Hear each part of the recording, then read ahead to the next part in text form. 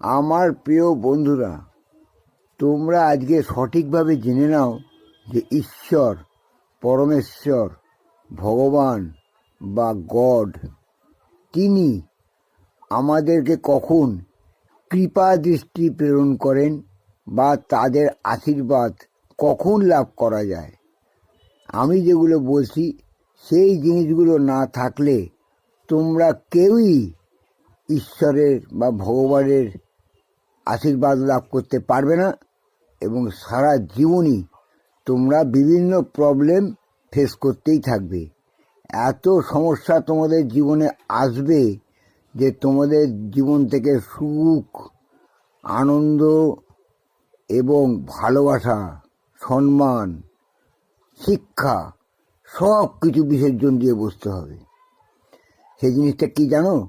যেটা 99% জানে না, আজকে তোমাদের বলে দিচ্ছি, শোনো।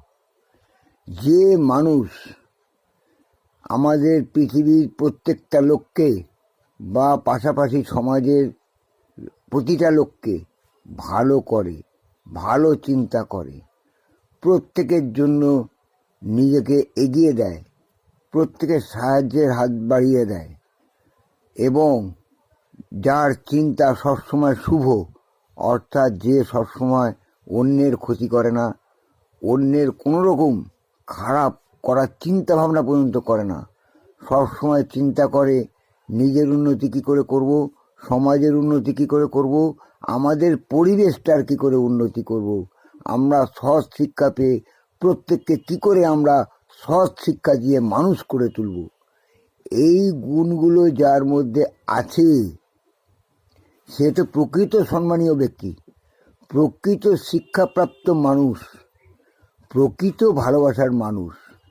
এই সব মানুষগুলোই কিন্তু প্রকৃতভাবে, সঠিকভাবে ঈশ্বরের আশীর্বাদ লাভ করে, ঈশ্বরের কৃপাদৃষ্টি লাভ করে তারা জীবনে সাকসেস এনে ফেলে।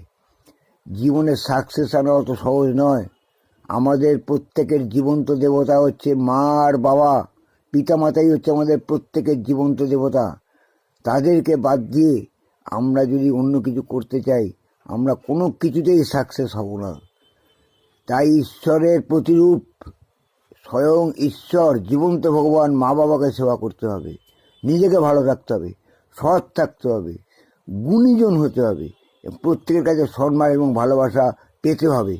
তবেই তুমি ঈশ্বরের প্রতিরূপ ডিভাইন কোয়ালিটি অধিকারী হবে এবং তুমি বিরাট ক্ষমতার অধিকারী হবে।